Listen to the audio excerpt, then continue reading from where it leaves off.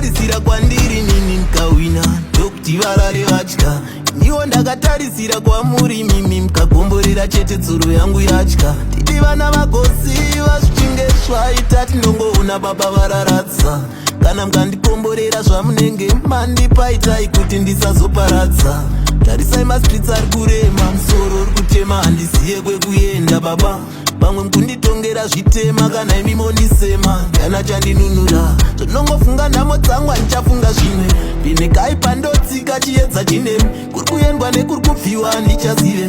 nyika zvandakanga ndaenda gore riye